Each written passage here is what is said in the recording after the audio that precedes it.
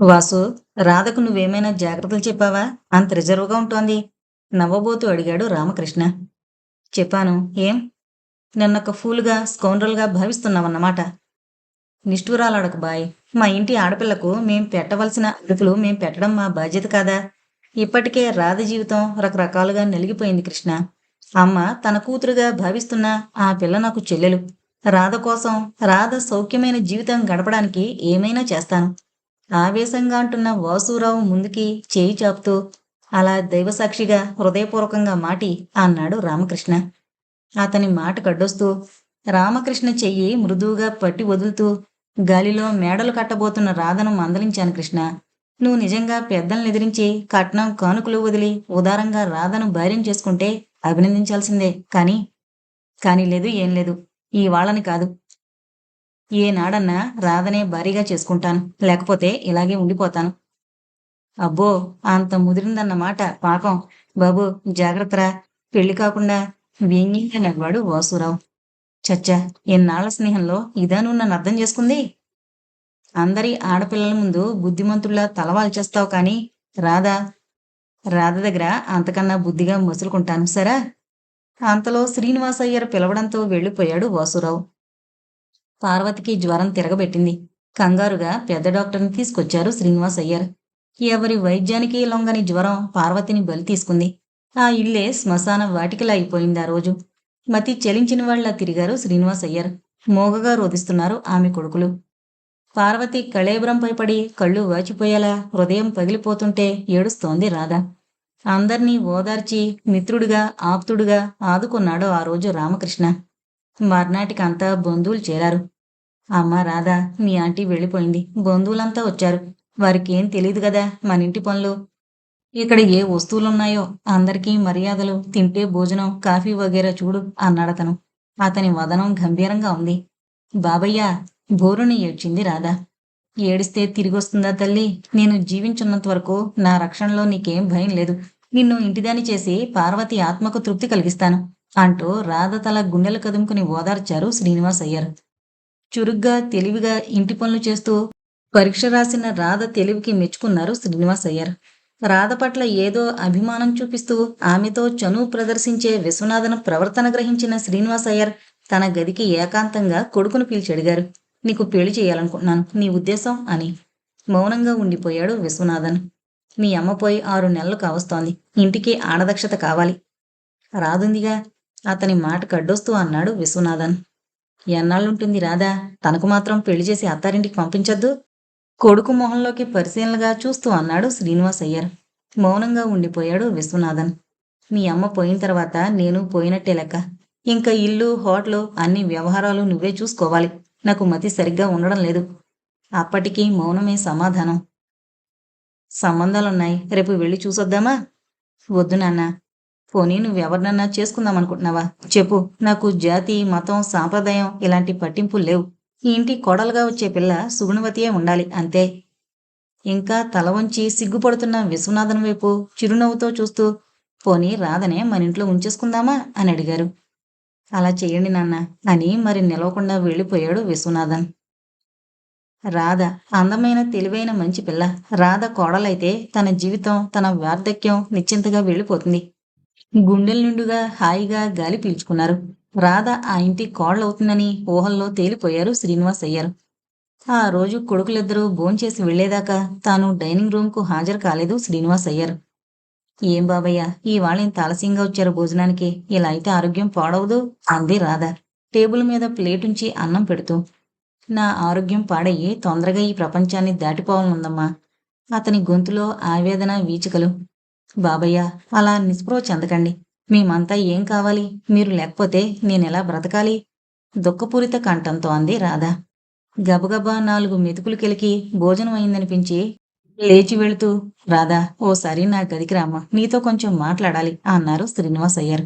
గబగబా వంటింటి పనులు ముగించి శ్రీనివాసయ్యర్ గదికి వెళుతున్న రాధ గుండెలు ఎందుకో దడదళ్లాడాయి. రామ్మా, ఇలా కూర్చో చిరునవ్వుతో పలకరించారు శ్రీనివాసయ్యర్.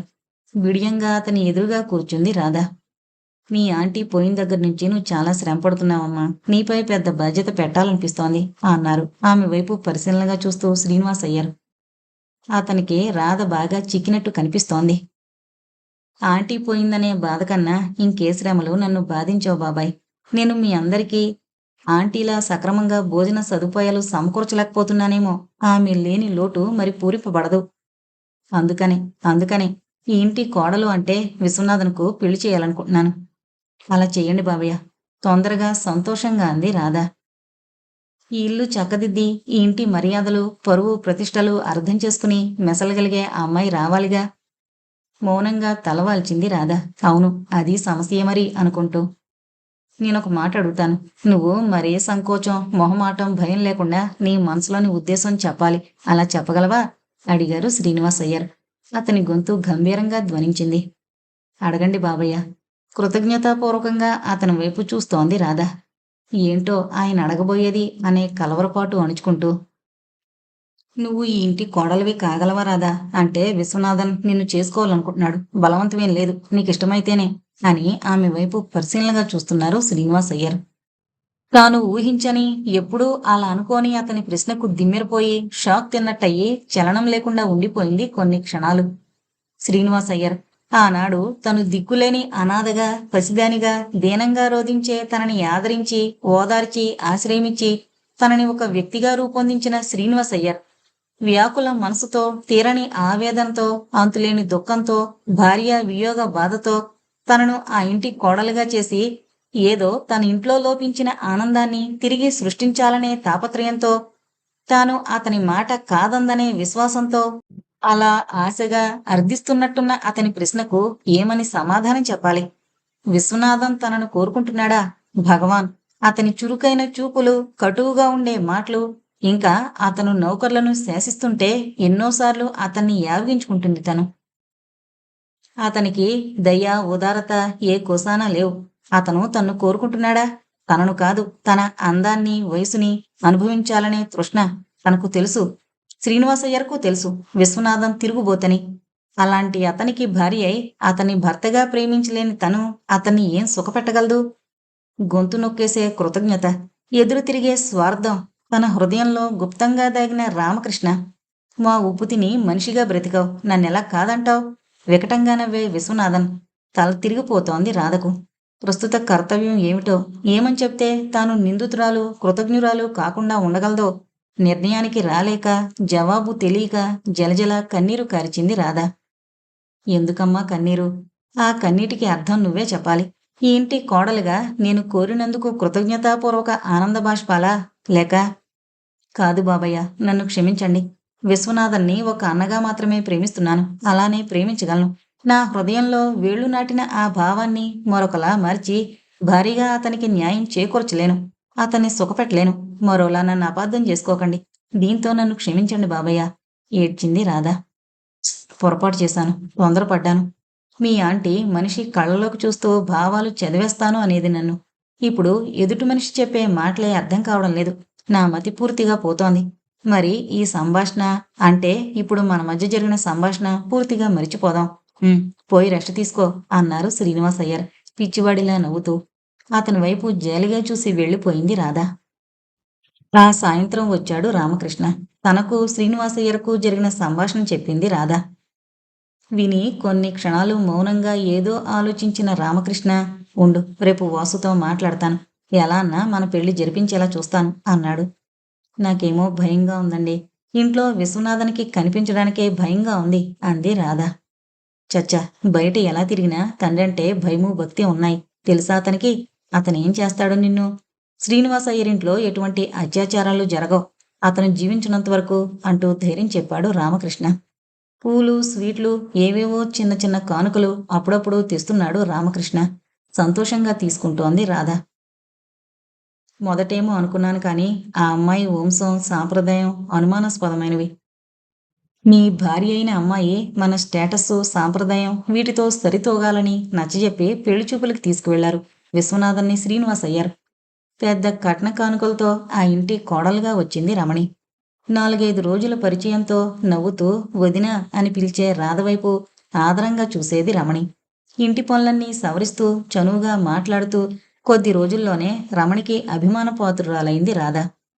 రామకృష్ణ అలానే ఆమె దృష్టిలో సహృదయుడైన వ్యక్తిగా స్థానం సంపాదించుకున్నాడు. పార్వతి పోయి సంవత్సరం దాటింది. సంవత్సర కాలంలో 2 సంబంధాలు తెచ్చారు రాధ కోసం శ్రీనివాసయ్యర్. మృదువుగా తన అయిష్టాన్ని తెలియపరిచింది రాధ. నీకిష్టమైన వరుణ్ణే చేస్తానమ్మా. ఎప్పుడైనా అలా భయపడుతూ కాక, తండ్రికి కూతురు చెప్పినట్టు నాకిష్టం లేదు బాబయ్య. నేను అతన్ని చేసుకోను. తర్వాత మీ ఇష్టం అని చెప్పాలి అంటూ ఆయన కోపం, చిరాకు అభినయిస్తూ చెప్తుంటే అక్కడున్న రామకృష్ణతో సహా అతని కుటుంబ సభ్యులంతా గలగలా నవ్వారు. మీరు దైవస్వరూపులు బాబయ్య. మీ ఆశ్రయం పొందగలిగిన నేను ఎంత అదృష్టవంతురాల్ని. వణికే చేతులతో నమస్కరించింది రాధ. పిచ్చి తల్లి, నిన్ను చేపట్టే అదృష్టవంతుడెవరో అంటూ ఆమె తల నిమిరాడు శ్రీనివాసయ్యర్. ప్రతిరోజు మీ నాన్నగారిని రాధ పెళ్లి సంగతి అడుగు అని చెప్పి చెప్పి విసిగిపోయిన రామకృష్ణ, ఏరా వాసు, నేను రాధను పెళ్లి చేసుకోవడం నీకిష్టం లేదులా ఉంది అంటూ నిష్ఠూరమాడాడు. రేపు రాధ పుట్టినరోజుగా గుర్తు చేసుకుంటాలే అన్నాడు వాసురావు. గులాబీ పూల ప్రింటు చీర, దానికి మ్యాచ్ అయ్యే జాకెట్ పీసు తెచ్చాడు రామకృష్ణ. ఆ రోజు రాధ తన పుట్టినరోజు పిండి వంటలు చేసి అందమైన బట్టలు కట్టింది. తన వైపు ఆప్యాయంగా, తృప్తిగా, సంతోషంగా చూసే పార్వతిని తలచుకుని ఎన్నిసార్లో కన్నీరు కార్చింది. సాయంత్రం హుషారుగా రాధను చూడ్డానికొచ్చిన రామకృష్ణ దిగాలుగా కూర్చున్న రాధ దగ్గరకొస్తూ కంగారుగా, ఏం అలా ఉన్నావు, ఒంట్లో బాగుండలేదా ప్రశ్నించాడు. ఒంట్లో కాదు, మనసులో. మా అందరికన్నా మా అమ్మ కోసం ఎక్కువ ఏడుస్తోంది రాధ. పాపం, అందుకే అంటారు, ముందొచ్చిన చెవుల కన్నా వెనకొచ్చిన కొమ్ములు వాడని. అమ్మ ఈమెనే గారాబం చేసేది. ఇప్పుడు నాన్నగారు ఏ తల్లో కని మా ఇంట్లో పారేసింది. చురుగ్గా రాధ వైపు చూస్తూ అన్నాడు విశ్వనాథన్. తనను కూడా ఇటీవల పెళ్లి కొడుకుల్ని కాదన్నట్టే కాదనుంటుందని శ్రీనివాసయ్యర్ అలా తనకి చెప్పకుండా తనకే ఇష్టం లేనట్టు నటించారని పసిగట్టిన విశ్వనాథన్ కొన్నాళ్లుగా ఏవో సూటిపోటీ మాటలు అంటూనే ఉన్నాడు రాధ నుచ్చుకునేలా. ఒక్కసారి అతని వైపు తెల్లబోయి చూసి, పోనీయండి, అలాంటి మాటలతో ఆమెను నొప్పించడం ఎందుకు అన్నాడు రామకృష్ణ. వారిద్దరి వైపు ఓసారి అసహనంగా చూసి వెళ్ళిపోయాడు విశ్వనాథన్. రాధా, లే, నేను తెచ్చిన చీరలో నిన్ను చూడాలనొచ్చాను. ఇంకేదో కానుక తెచ్చాను. లేవాలి తొందరగా అన్నాడు చిన్నగా నవ్వుతూ రామకృష్ణ. కూర్చోండి, వస్తాను అంటూ వెళ్ళిన రాధ పావుగంటలో అందంగా తయారయ్యి గులాబీ పువ్వులో వచ్చింది. అక్కడ ఎవరూ లేరని గమనించి రామకృష్ణ పాదాలు స్పృశిస్తూ నమస్కరించి, ఈపై నడవబోయే నా జీవితం మీ చేతుల్లో ఉంది అంది నెమ్మదిగా ఆర్ద్ర కంఠంతో. చచ్చా, అదేమిటి, అలా మొకడాలవి నాకిష్టం కావు. నీకో మంచి శుభవార్త చెప్తాను, వెనక్కి తిరుగు అన్నాడు రామకృష్ణ. శుభవార్త వినడానికి వెనక్కి తిరగాలా? కొంటిగా నవ్వింది రాధ వెనుతిరిగి నిల్చుంటూ. ఆమె తలలో గులాబీ పువ్వు తురుముతూ, పిహెచ్డి రీసెర్చికి నేను పైదేశం వెళ్ళబోతున్నాను. నిజంగా? సంతోషం చాటుని ఏదో కలవరం వ్యక్తమైంది ఆమె గొంతులో. అవును, నిజమే. మీ వాసు ఇవాళ మన సంగతి వాళ్ళ నాన్నగారిని అడుగుతానన్నాడు. ఏంటండి ఆ కంగారు? మన సంగతి వాళ్ళ నాన్నగారికేం తెలుసు? ఇప్పుడు తెలుసుంటుంది. నీ తలలో నేను గులాబీ ఉంచుతుంటే ఆయన వరండాలోంచి వెళుతూ చూశారు. ఆ గొంతులో ఏదో కలవరం. అయితే వారిద్దరి ప్రేమ సంగతి ఏంటని వాసురావుని అడగొచ్చు. సరే, గాలివాన రాబోతోంది, తట్టుకోవాలిద్దరం. కానీ కృష్ణ, వారు సంగతి వదిలే, నేను అడుగుతున్నాను. మీరేంటి ఆలోచించారు మన సంగతి? మీ అమ్మ నాన్న వాళ్ళతో చెప్పారా అడిగింది రాధ కాస్త సిగ్గు చిలిపితనం కలిపి. అమ్మ నాన్నతో చెప్తే అసలు ఈ జన్మకు మనిద్దరికి పెళ్లి కాదు. అందుకే మీ బాబాయిని ఒప్పించి నేను పెళ్లి చేసుకుంటాను. మీరు పైదేశం ఎప్పుడు వెళతారు? బహుశా ఈ నెలాఖరున. వాసురావు కూడా సెలెక్ట్ అయ్యాడు. నాకేదో భయంగా ఉంది. ఎన్నాళ్ళుంటారు అక్కడ? 2 ఏళ్లేగా. బహుశా ఎంతలో తిరిగొచ్చేస్తానుగా. మళ్ళీ ఈ ఛాన్స్ వదులుకుంటే. అబ్బే వద్దు, వెళ్ళండి. బాబాయ్ బ్రతుకున్నంతకాలం నన్నెవరూ ఏమీ చేయలేరు గర్వంగా అంది రాధ. మరి వెళ్ళిరానా? మా వాసు ఇంకా రాలేదు. ఆహా, ఉండండి, కాఫీ టిఫిన్ తీసుకోకుండానే మీరొచ్చారని వదినకు చెప్తాను. ఆమె ఆమె అంటూ రాధ వైపు చూశాడు రామకృష్ణ. అవును, తల్లి కాబోతోంది. ఆమె పుట్టింటి నుంచి జాబ్ వచ్చింది, కానీ బాబయ్య ఇంట్లో పంపించడానికి వీల్లేదని రాశారు. ఆంటీ పోయిన తర్వాత మళ్ళీ ఇన్నాళ్లకు ఆయన వదనంలో ఆనందం కనిపిస్తోంది. కూర్చోండి మరి అంటూ లోపలికి వెళ్ళింది రాధ. కాఫీ టిఫిను కానిచ్చి నీ వచ్చి వెళ్ళినట్టు వాసుకు చెప్పు అంటూ వెళ్ళిపోయాడు రామకృష్ణ. అతని వెనక గేటు వరకు నడిచి తిరిగొస్తోన్న రాధా అన్న తీవ్రమైన కటువుగా ధ్వనించిన శ్రీనివాసయ్యర్ పిలుపుకి పెనుగాలికి లతలా ఊగింది ఒకసారి. నీతో మాట్లాడాలి, ఒకసారి నా గదికి రా. అదే గొంతుతో ఆజ్ఞాపించారాయన. దడదళ్లాడే గుండెతో, వణికే కాళ్లతో నెమ్మదిగా, తడబాటుగా అతని గదివైపు నడిచింది రాధ. రాధ గదిలోకి రాగానే గది తలుపు గడియపెట్టి తాను కూర్చుని ఆమెను కూర్చోమని కుర్చీ చూపించారాయన. నెమ్మదిగా తలవాల్చి కూర్చుంది రాధ. అతనితో, అంటే రామకృష్ణతో నీ పరిచయం ఎంతవరకు నడిచింది? ఆహా, కాదు. ఏదో మంచి కుర్రాడు మన కుటుంబంతో సరదాగా తిరుగుతున్నాడనుకున్నాను. కాని అతనికి నీకు ఏదో గట్టి స్నేహమే ఉన్నట్టుందే అన్నారు వ్యంగ్యంగా నవ్వుతూ. ఒక్కసారి భయంగా అతని వైపు చూసి తలదించుకుంది రాధ. కొన్ని క్షణాలు ఇద్దరి మధ్య గంభీరంగా దొర్లాయి. చెప్పమ్మా, పర్వాలేదు. మీ స్నేహం ఎటువంటిది? నీకు ఎంత దగ్గరగా వచ్చాడని ఆయన గొంతులో సాధ్యమైనంత సౌమ్యాన్ని నింపుకుంటూ అడిగారు. మీ అనుమతి తీసుకుని నన్ను పెళ్లి చేసుకోవాలనుకుంటున్నారు రామకృష్ణ. వణికే గొంతుతో ధైర్యాన్ని పుంజుకుంటూ నెమ్మదిగా చెప్పింది రాధ. పగలబడి నవ్వారు శ్రీనివాస్ అయ్యర్. శభాష్, పెళ్లి చేసుకుంటానన్నాడు. తాత, అమ్మమ్మ, నాన్న, అమ్మ, ఇంకా సనాతన సాంప్రదాయాలకు అంటుకుపోయే కుటుంబంలో పుట్టిన రామకృష్ణ నిన్ను పెళ్లి చేసుకుంటాడా? పెళ్లి చేసుకుంటానని అమాయకురాలైన ఆడపిల్లను అతని పెదవులు బిగుసుకున్నాయి. అబ్బే, లేదు బాబయ్య, ఆయన అలాంటి వారు కాదు. నీకేం తెలుసమ్మా, ఒక్కో ఆడదాన్ని అనుభవించాలనే తృష్ణలో మగవాడు ఎన్ని వేషాలు వేస్తాడో, ఎంత గడ్డి కరుస్తాడో. సరే, కనుక్కుంటాను. నువ్వు జాగ్రత్తగా ఉండు. మోజు తీరాక తాళి కట్టిన నీ తండ్రి మీ అమ్మని మోసం చేశాడు. మీ ఇద్దరి ప్రేమ చీరలివ్వడం, పూలు ముడవడంలోనే ఆగిపోయి ఉంటే పర్వాలేదు. అలాంటిది కూడా ఇటుపైన జరగడానికి వీల్లేదు. మీ ఆంటీ మీదుండే గౌరవంతో 6 సంవత్సరాలైన పిల్లల గెంతుతూ బాబయ్య అని పిలిపించుకుంటున్న ఆ మమకారంతో నువ్వు సంఘంలో గౌరవమైన గృహిణిగా జీవించాలని ఆశిస్తున్నాను. నేను పెంచిన పిల్ల భ్రష్టురాలని నలుగురు నవ్వే పరిస్థితి రానియకు. నా గుండెల్లో మంటలు రేగించకు. రామకృష్ణతో మరి మాట్లాడకు. రామకృష్ణ, అతని తల్లిదండ్రులు అందరూ సమ్మతిస్తే ఎంత కట్నమైనిచ్చి ఘనంగా పెళ్లి చేస్తాను. మరి వెళ్ళు. ఈసారి అతని గొంతు సన్నగా కంపించింది. రాత్రి 10 గంటలకి భోజనానికొచ్చిన వాసురావుని తన గదికి పిలిపించుకున్నారు శ్రీనివాస్ అయ్యర్. ఏంటి నాన్న, మాట్లాడాలి అన్నారట. మీతో చెప్పాలనుకుంటున్నాను. నన్ను పైదేశం పంపిస్తారట అంటూ తండ్రి దగ్గరలో కుర్చీ మీద కూర్చున్నాడు వాసురావు. సంతోషించాం కానీ అతనే నీ స్నేహితుడు రామకృష్ణ. రాధకి ఇవాళ ఏవో కానుకలిచ్చాడు. ఏంటి సంగతి? వాసురావు వైపు చూసి వ్యంగ్యంగా నవ్వారు శ్రీనివాస్ అయ్యర్. సంగతికేముంది, రాధను తను పెళ్లి చేసుకోవాలనుకుంటున్నాడు. మరెందుకు చేసుకోలేదు? నాకేం తెలుసు నాన్న, వాళ్ళిద్దరూ ప్రేమించుకున్నారు. కంగారు పడిపోతున్నాడు వాసురావు. తండ్రితో వారి ప్రేమ గురించి ఎలా చెప్పాలో తెలియక. నీకేం తెలీదు రాస్కెల్. రామకృష్ణను ఈ గుమ్మం ఎక్కించింది నువ్వు. వారిద్దరికీ ఊరుకోండి నాన్న, అన్నింటికీ నన్నే అంటారు. తండ్రి మాట కడ్డొస్తూ అన్నాడు వాసురావు. ఊరుకుంటాన్రా, ఊరుకుంటాను. రేపు కృష్ణను తీసుకురా. రాధ జీవితంతో ఆడుకునేవాడో పెళ్లి చేసుకునేవాడో తేల్చేస్తాను. ఆవేశం కోపంతో ఊగిపోతున్నారాయన. పెళ్లి చేసుకునేవాడే, తీసుకొస్తానులేండి, అతన్నే అడగండి అంటూ చరచరా యువతలకొచ్చాడు వాసురావు. ఉదయం 7 గంటలకే తీసుకొచ్చాడు రామకృష్ణని వాసురావు. వస్తూనే వినయంగా నమస్కరించాడు రామకృష్ణ శ్రీనివాస్ అయ్యర్కి. కూర్చోమని చేతితో సంజ్ఞ చేసి కొన్ని నిమిషాలు ఏవో ఆలోచిస్తూ ఉండిపోయారు శ్రీనివాస్ అయ్యర్. వాసురావు వల్ల విషయం విన్నాడు గనక ఆయనేమీ ప్రశ్నించకముందే, మీ దగ్గరకు ఒకసారి ఓ ముఖ్యమైన విషయం అడగాలని నేనే రావాలనుకుంటున్నాను అంటూ నసిగి శ్రీనివాస్ అయ్యర్ వైపు చూశాడు రామకృష్ణ. ఏంటా ముఖ్యమైన విషయం? గంభీరంగా ధ్వనించింది గొంతు. పెళ్లి విషయం.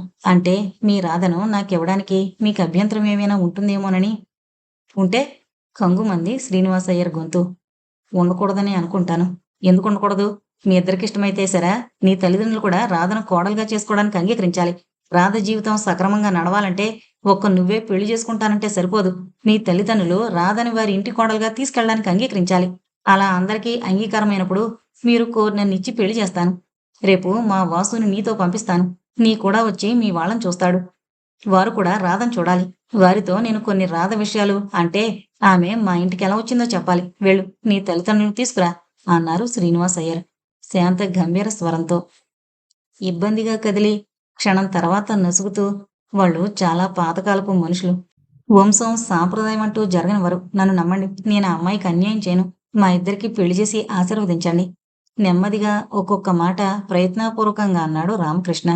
వీలవదల, వెళ్ళిపో. రాధతో అనవసరంగా పరిచయం పెంచుకోకు అన్నాడు శ్రీనివాస్ అయ్యర్ కోపాన్ని అణుచుకుంటూ.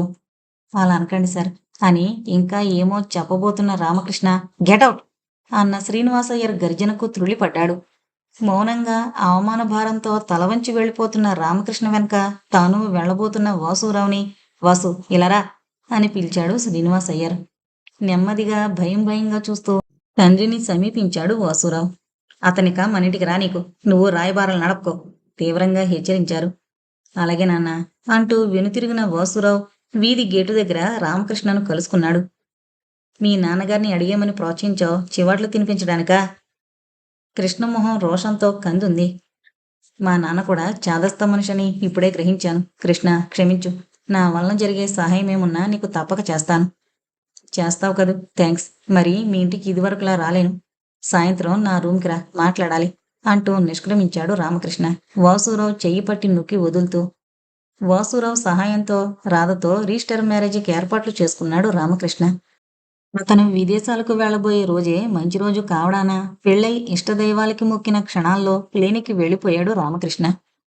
రాధతో తాను గడిపిన రోజులు తలచుకుని బరువుగా నిట్టూర్చి ఏ రాత్రికో నిద్రపోయాడు రామకృష్ణ. మరో రోజు అడిగితే సారీ ఫ్రెండ్, ఎక్కడో పారేశాను అన్నాడు వాసురావు విచారం వ్యక్తం చేస్తూ. పోనీ రాధ ఎప్పట్లో వస్తుంది మీ ఇంటికి? నువ్వు పారేసిన ఉత్తరంలో రాయలేదా? ప్రశ్నించాడు రామకృష్ణ. మా వదినతో వెళ్ళిందని మాత్రమే రాశాడు, మళ్ళీ పలానా రోజు వస్తుందని రాయలేదు అన్నాడు వాసురావు. రామకృష్ణలో రాధను చూడాలనే వాంఛ ఉధృతమవుతోంది.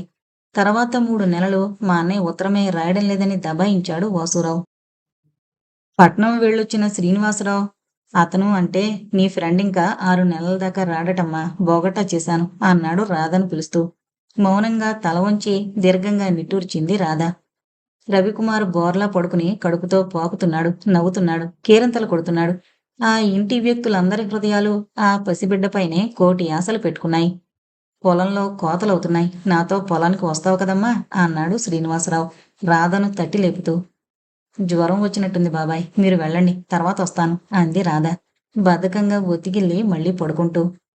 ఆత్రంగా ఆమె చెంపపై చేయి వేసి, వద్దు, రెస్ట్ తీసుకో, తాతయ్యకి చెప్పు డాక్టర్కి కబురు చేయమని అని చెప్పి, శాంత, రాధకు జ్వరం వచ్చింది, డాక్టర్కి చూపించు అని భార్యను లేపి చెప్పాడు శ్రీనివాసరావు. ఆ రోజు డాక్టర్కి చూపించి మందు వేశారు. కానీ క్రమక్రమంగా రాధ జ్వరం తీవ్రమైంది. 1, 2, 4 రోజులు టెంపరేచర్ నార్మల్కి రాలేదు. కంగారు పడిపోతున్నాడు శ్రీనివాసరావు.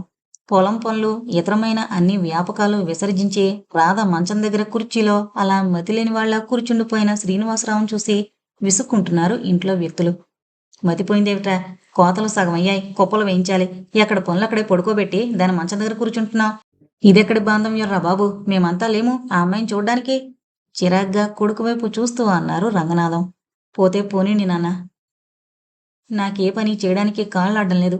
తల 2 చేతులతో పట్టుకున్నాడు శ్రీనివాసరావు. ఎవరన్నా నవ్వగలరు. ఇదేమిట్రా ఇంత అపేక్ష? అమ్మ, నాన్న, భార్య ఎవరి మీద లేంది? ఆయువు ఉంటే ఉంటుంది, లేకపోతే అమ్మా అసహనంగా అరిచాడు శ్రీనివాసరావు జానకమ్మను సగం మాటల్లోనే వారిస్తూ. ఆమెను కొసురుకుంటారెందుకు? నలుగురు నవ్వుతారు. మీరా అమ్మాయి మంచానికి అంటిపెట్టుకుని కూర్చుంటే వెళ్ళండి, మందిపిస్తున్నారుగా. ఈ 4 రోజులకే 60 రూపాయల బిల్లు అయింది. కానియండి, ఎవరికెంత రుణమో. శాంత, ఎందుకు మీరంతా నన్ను ఇలా కొరుకు తింటున్నారు? డబ్బు, పొలం అన్నీ ఏమైనా అయిపోని, రాధ మళ్ళీ మామూలు మనిషి అయ్యేదాకా నేనెటు కదలను స్థిరంగా ధ్వనించింది శ్రీనివాసరావు గొంతు. జ్వర తీవ్రతలో కొంచెం కళ్ళు తెరిచి చివరి మాటలేవో అర్థం చేసుకున్న రాధ, నేనేమీ అయిపోను, వెళ్ళండి బాబయ్య గొణిగినట్టంది. నువ్వెవరి మాటలు పట్టించుకోకమ్మా, విశ్రాంతి తీసుకో ఆమె నుదుటిపై ఉడుకులో గుడ్డ తడిపి వేస్తూ అన్నాడు శ్రీనివాసరావు. మళ్ళీ మగతగా కళ్ళు మూసుకున్న రాధ చివాలన లేవబోయింది. ఎందుకు, ఏం కావాలి ఆతృతగా ప్రశ్నించాడు శ్రీనివాసరావు. బాత్రూంకి వెళ్ళాలి. అతి నీరసంగా ఉంది ఆమె గొంతు. శాంత, రాధను ఒకసారి బాత్రూం వైపు తీసుకెళ్ళు అన్నాడు శ్రీనివాసరావు అవతల గదిలో ఉన్న శాంతని పిలుస్తూ. అలా రాధ మంచం చుట్టూ తిరిగే శ్రీనివాసరావు ప్రవర్తన అసహించుకుంటున్న శాంత, నాకు తీరికలేదు, లేచి వెళ్ళమనండి, లేకపోతే మీరే తీసుకెళ్ళండి, కూతురేగా, తప్పులేదు ఆ గదిలోంచే గట్టిగా సమాధానం చెప్పింది. అన్ని చాకరీలు దాని చేత చేయించుకున్నావు, బాత్రూంకి ఒకసారి చేపట్టుకుని తీసుకెళ్లేవు అంటూ విసురుగా శాంత గదిలోకొచ్చి ఆమె చేయి పట్టుకుని బలంగా యువతలకి లాగాడు శ్రీనివాసరావు. ఇదెక్కడి శని దాపురించిందిరా కొంపకి, శాంత మీద చేయి చేసుకుంటావా అంటూ గబగబా వచ్చారు రంగనాథం. అర్థం లేకుండా మాట్లాడి నా మనసు నొప్పించకండి నాన్న, దీని వాంతులు ఎన్నిసార్లు కడిగింది రాదా? రమ కడుపులో ఉన్నప్పుడు తెల్లవార్లు దీని కాళ్ళు ఒళ్ళు పట్టేదే, ఆ విశ్వాసమన్నా వద్దా? ఎవత్తనో అంతల పొంతలు దాన్ని నెత్తికెక్కించుకుని దానికి చాకరీ చేయమంటే ఎవడు చేస్తాడ్రా? కోడల మీద కొడుకు చేసుకుంటున్నాడనే ఉక్రోషంతో అంది జానకమ్మ. అంతల పొంతలవాణ్ణి నేనమ్మా, ఈ కొంపకి శనిని నేనమ్మా, నేను రాదననకండి. టప్టపా గోడకేసి తల కొట్టుకున్నాడు శ్రీనివాసరావు. మతి చెలించిన వాణ్ణి చూసినట్టు చూశారు శ్రీనివాసరావుని రంగనాథం, జానకమ్మ, శాంత. జానకమ్మ మంచం దగ్గరికెళ్ళి పిలిచేసరికి మళ్ళీ మగత నిద్రలోకి జారిపోయింది రాధ. మర్నాడు రాధను పరీక్ష చేసిన డాక్టర్ రాధకు టైఫాయిడ్ జ్వరమని చెప్పాడు. ఎంత ఫీజైనా సరే ఇస్తానని రాధని బ్రతికించమని డాక్టర్ని అర్థించాడు శ్రీనివాసరావు. పొలం, ఇతర వ్యవహారాలు అన్నీ రంగనాథం పైన పడ్డాయి. శ్రీనివాసరావు ఇల్లు కదలడమే లేదు. రామకృష్ణ కొద్ది రోజుల్లో వస్తున్నాడని, అతను వచ్చేలోపలే ఏదో సంబంధం స్థిరం చేసుకుందామనుకుంటున్నామని, మీతో మాట్లాడడానికి మీ అల్లుడి ఈ వారంలో వస్తున్నారని రంగనాథానికి ఉత్తరం రాసింది కామేశ్వరి. అల్లుడి రాక కోసం ఆతృతగా ఎదురు చూస్తున్నాడు రంగనాథం, జానకమ్మ. శాంత ఏ పని పాట పట్టించుకొని శ్రీనివాసరావుని చూస్తూ చిరాకు పడిపోతుంది. రాధ సపర్యల కోసం ఒక స్త్రీని ఏర్పాటు చేశాడు శ్రీనివాసరావు. రాధ జ్వరం తీవ్ర రూపం దాల్చింది. పూర్తిగా తెలివి కోల్పోయిన రాధ ఏవేవో అస్పష్టంగా గొణుగుతోంది, నవ్వుతోంది, ఏడుస్తోంది. బెంబేలైపోయి అన్నం నీళ్లు తీసుకోవడం మానేశాడు శ్రీనివాసరావు. రాధ కోసం అలా దిగజారిపోతున్న శ్రీనివాసరావు ఆంతర్యమేమిటో ఎవరికీ అర్థం కావడం లేదు. సంతోషంగా వచ్చిన మూర్తి ఇల్లంతా నిశ్శబ్దంగా గంభీరంగా ఉండడం గమనించి, అంతా కులాసానా? ప్రశ్నించాడు జానకమ్మ. కులాసాయే బాబు, కానీ అలా చూడు, మీ బావమరిదికో గ్రహం పట్టింది. కొన్నాళ్ళయ్యి మీ ఆవిడ చెప్పే ఉంటుంది. లేకపోతే చూడు, తీసుకెళ్లి ఏ ఆసుపత్రిలోనో పారేక దాన్ని పట్టుకుని ఏడుస్తున్నాడు అన్నారు రంగనాథం నెమ్మదిగా విసుకుంటూ. బావా, చాలా కాలానికి వచ్చారు, నవ్వుతూనే పలకరించాడు శ్రీనివాసరావు. కృష్ణ సంబంధం విషయం మాట్లాడదామని అంటూ శ్రీనివాసరావు ఎదురు కుర్చీలో కూర్చున్నాడు మూర్తి. ఎక్కడా, ఏదైనా కనుక్కున్నారా? ఏదో మాట్లాడాలనే ఉద్దేశంతో ప్రశ్నించాడు శ్రీనివాసరావు, అతనికి ఆసక్తి లేకపోయినా. ఆ, అన్నీ బాగున్నాయి, కానీ అమ్మాయి కాస్త నల్లగా ఉంటుంది. మనవాడు ఏమంటాడో అని. వద్దు బావా, వాడి అంగీకారం లేదే మీరు ఏ నిశ్చయానికి రాకండి హెచ్చరిస్తున్నట్టన్నాడు శ్రీనివాసరావు. మీ అక్కయ్య చంపేస్తుందోయ్. వాడు కానీలే, ఎలానూ 2-3 నెలల్లో వస్తాడంటే వినడం లేదు. మొన్న వెళ్ళి వాళ్ళ అమ్మాయిని చూసొచ్చింది, నిశ్చయం చేసేయమంటుంది. దాని మొహం ఒకదానికొకటైతే కష్టం. అలాంటి తెలివి తక్కువ పని చేయకండి అన్నాడు శ్రీనివాసరావు. తర్వాత రంగనాథం, జానకమ్మ అందరూ అదే సలహా ఇచ్చారు. రాధను చూసిన మూర్తి, ఎంత అందమైన అమ్మాయి, పాపం ఎన్నాళ్ళైంది జ్వరం అంటూ ప్రశ్నించాడు. 15 రోజులైంది. ఇవాళ బొత్తిగా స్పృహ లేదు. స్వగతంలా అంటూ అమ్మా రాధా అని నెమ్మదిగా పిలిచాడు. చలనం లేదు, పైగా ఆదోలైపోతోంది. కంగారుగా డాక్టర్కి కబురు చేశాడు శ్రీనివాసరావు.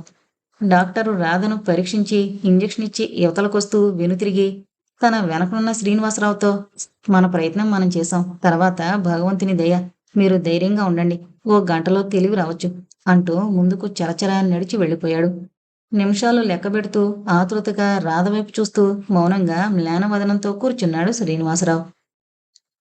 ఇల్లంతా గంభీర నిశ్శబ్దం ఆవరించింది. బరువుగా క్షణాలు దొర్లుతున్నాయి. శ్రీనివాసరావు కళ్ళు నిర్విరామంగా వర్షిస్తున్నాయి. ఎటో వెళ్ళొచ్చిన రంగనాథం గబగబా శ్రీనివాసరావు దగ్గరకొస్తూ, కొంప తీసావు కదరా, చెరువు కింద మళ్ళు తనఖా పెట్టావట, 10,000 రూపాయలకి రాధని కొన్నావట, ఏంరా నీకేం పోయే కాలం అంటూ తల 2 చేతులతో పట్టుకుని శ్రీనివాసరావు ఎదురుగా చతికిలబడ్డాడు. హా, ఏంటి? బొగ్గలు నొక్కుంది జానకమ్మ. ప్రశ్నార్థకంగా శ్రీనివాసరావు వైపు చూశాడు మూర్తి. అయోమయంగా చూస్తోంది శాంత. గబగబా కళ్ళు తుడుచుకుని, అవును, రాధను 10,000 కొన్నాను, అది నా కూతురు కాబట్టి అన్నాడు శ్రీనివాసరావు. ఏంట్రా పిచ్చివాగుడు అంటూ కోపంగా లేవబోతున్న రంగనాథం చేతులు 2 పట్టుకుంటూ, ఇంకెందుకు నాన్న, నే చేసిన పాపం నేను కప్పుకోవడం.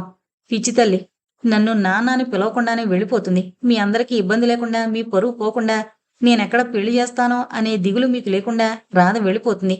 నే కట్టుకున్న పిచ్చుకగూళ్ళు కాలరాసిపోతోంది.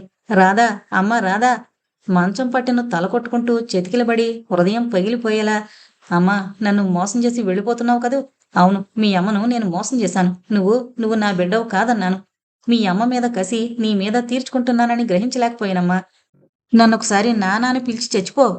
ఆమె తలకు తన తల నుంచి రోధిస్తున్న శ్రీనివాసరావు జబ్బ పట్టుకుని ముందుకు లాగుతూ, ఏంటి శ్రీను అంటున్నావు, నాకేమీ అర్థం కావడం లేదు అన్నాడు మూర్తి. సంభ్రమాచర్యాలు ముప్పిరిగొన్నాయి అందరి వదనాల్లో. తెల్లబోయి చూస్తున్నారు శ్రీనివాసరావు వైపు. ఈ నిజం నిప్పులా నా గుండెల్ని కాలుస్తోంది బావా. రాధ నా కూతురు, రమ కూతురు. రమ నుంచి విడాకులు పొందాలనే సంకల్పంతో అలా అబద్ధాలాడాను. ఇంకా ఆమె మీద నాకు కసి, పగ అన్నీ అలా అబద్ధమాడి తీర్చుకోవాలనుకున్నాను. ఏం తీర్చుకున్నాను? ఇలా నాలా రమ ఏడవలేదు. నేను ఏడుస్తున్నాను అంటూ మళ్ళీ రాధ వదనంలోకి చూస్తూ, అమ్మా రాధా, మరింక నాతో పొలానికి రావు? 18 ఏళ్ల జీవితంలో ఎన్ని బాధలకు గురయ్యావమ్మా. ఈ రాక్షసుడి కడుపున పుట్టి 18 ఏళ్లు పొరుల పంచన అనాథగా బ్రతికి, పోనీ ఇప్పుడైనా ఇకపైనైనా సుఖపడతావనుకున్నాను. నీకు 100 ఏళ్లు నిండి. అతని గొంతు పూడుపోయింది. ఉన్మత్తుళ్లా జుట్టు పీక్కుని విలపిస్తున్నాడు శ్రీనివాసరావు. రాధ పక్కలో కూర్చుని ఆప్యాయంగా, మా ఇంటి మహాలక్ష్మివా తల్లి అని, తండ్రి ఏడుకొండలవాడ రక్షించు నాయనా అంటూ ప్రార్థనలు చేస్తోంది జానకమ్మ. ఓరి అప్రాచ్యపు విధవా, ఇన్నేళ్ళొచ్చి ఇంకా అబద్ధాలాడుతున్నావురా? ముందే అలా ఎందుకు ఏడవలేకపోయావు? ఏడు, దాని ఉసిరెక్కడికి పోతుంది? అసుర సంధ్య వేళ నిండు మనిషి మీద నిందమోపి తగలేశాక ఆ వేళ తెలీదురా అనుభవం ఇలా ఉంటుందని. అబ్బా ఊరుకోండి, ఎవరన్నా వింటే నవ్విపోతారు. ఏదో తెలివి తక్కువ పనిచేశాడు, అఘోరిస్తున్నాడు. గుట్టిగా మనలోనే దాచుకోవాలి సంగతి, అంతేకాని ఈ సంగతి ఎవరికన్నా తెలిస్తే మొహాన ఉమ్మేరు. ఏదో మన పిల్ల మన ఇంటికొచ్చింది, అది బ్రతికి బయటపడితే అంతే చాలు అంటూ భర్తను మందలించింది జానకమ్మ. అమ్మా, సన్నగా మూలిగి ఒత్తిగిల్లింది రాధ. ఒక్కసారి అందరి వదనాల్లో ఆనంద రేఖలు విరిశాయి. కొన్ని క్షణాల తర్వాత నెమ్మదిగా కళ్ళు తెరిచింది రాధ. నెమ్మదిగా ఆమె నోట్లో గ్లూకోజ్ నీళ్లు పోసింది జానకమ్మ. తన కొడుక్కిచ్చి పెళ్లి చేయాలనే ఉద్దేశంతో ఇలా అబద్ధమాడుతున్నారని అపార్థం చేసుకున్న మూర్తి తొందర పనులున్నాయంటూ వెళ్ళిపోయాడు.